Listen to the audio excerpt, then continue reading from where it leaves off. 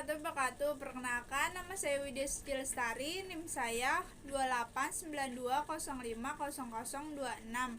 Saya dari Prodi Manajemen Fakultas Ekonomi Bisnis Universitas Pancasakti Bekasi. Saya akan membahas tentang etika bisnis. Yang terhormat, dosen pengampu saya, Bapak Roma Iskandar, SEMM. Di sini saya akan menjelaskan tentang etika bisnis di era industri 4.0. Etika dan bisnis secara sederhana mengandung dua hal yang kontradiksi.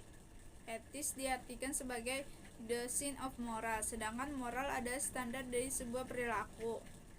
Standar perilaku seringkali diturunkan dari agama dan kebijakan sosial atau social virtue. Perilaku seorang atau korporasi dianggap etis jika memenuhi standar kebijakan yang sifatnya non-normatif. Sementara bisnis diartikan sebagai perilaku yang motif utamanya adalah keuntungan. Pelaku bisnis baik produsen, pedagang, penyedia jasa, dan penyedia kredit digerakkan oleh motif keuntungan. Selama 2 abad setelah revolusi industri, rata-rata pendapatan per kapita negara-negara di dunia meningkat lebih dari 6 kali lipat.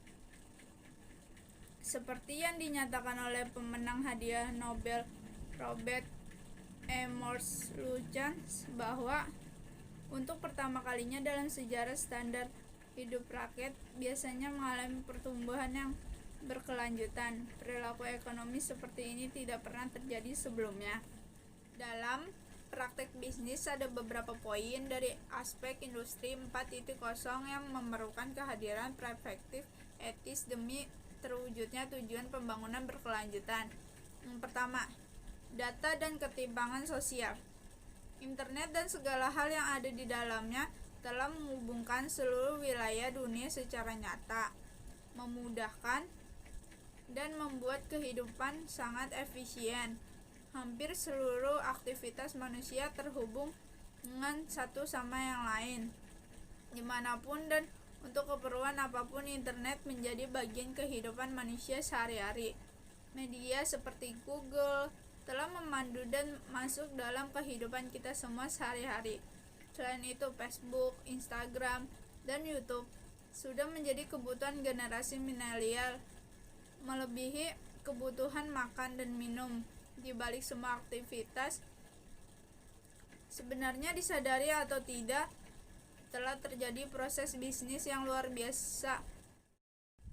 Selain sisi ancaman, ketimpangan sosial dan moral hazard dalam partisipasi data, dunia juga mencatat sisi positif yang dapat menguatkan integritas manusia. Industri 4.0 telah melahirkan teknologi big data dan blockchain. Teknologi blockchain merupakan teknologi yang merevolusi cara internet, perbankan, dan aplikasi tanpa server. Bersifat terdesentralisasi dan transparansi, serta aman karena setiap peristiwa yang mencatat dalam blockchain tidak dapat dirubah. Contoh dari teknologi blockchain biasanya digunakan dalam teknologi keuangan atau financial technology, seperti trading, manajemen aset, money, asuransi, payment, gateway, sekuritas, dan masih banyak lagi. Sehingga adanya teknologi ini telah memungkinkan revolusi transparansi dalam berbagai hal, dari wilayah personal sampai publik. Dalam bidang produksi makanan, misalkan apa yang kita makan dan minum kelak dapat ditelusuri dari mana, siapa yang membudidayakannya, dan menggunakan bahan yang sehat atau tidak. Yang kedua, robotik, artificial intelligence, dan pengangguran. Disrupsi merupakan salah satu kata yang cukup populer dan digemari banyak pihak bersamaan dengan kehadiran era industri 4.0. Dalam bahasa Inggris, disrupsi diartikan sebagai mengganggu, mengancam. Lalu kata ini diserap dalam bahasa Indonesia dan diartikan sebagai makna positif untuk perubahan yang luar biasa atau revolusi. Padahal sejatinya memang sejak revolusi industri 4.0 bergulir ada dua pihak yang merasa sangat terganggu. Pertama, para pembisnis raksasa, retail dan transportasi. Kedua, para pekerja rutin atau buruh atau pekerja dengan risiko tinggi yang pekerjaannya dapat dikerjakan robot atau peralatan yang dikendalikan oleh artificial intelligence. Menanggapi disrupt pada raksasa retail mengenai ketakutan akan datangnya gelombang pengangguran oleh skema penjualan online seperti disrupt perusahaan taksi oleh skema haring seperti Uber, Grab, dan Gojek. Materi Perencanaan Pembangunan Nasional Bambang P.S. Bojonegoro mempercayai riset MC, Kinset, dan CO. Menurutnya, memasuki revolusi industri 4.0, Indonesia akan kehilangan 50 juta peluang kerja. Sedangkan materi perindustrian Airlangga Harto berpikir sebaliknya. Revolusi industri 4.0 justru memberi kesempatan untuk Indonesia berinovasi. Revolusi yang fokus pada pengembangan ekonomi digital dinilai menguntungkan bagi Indonesia.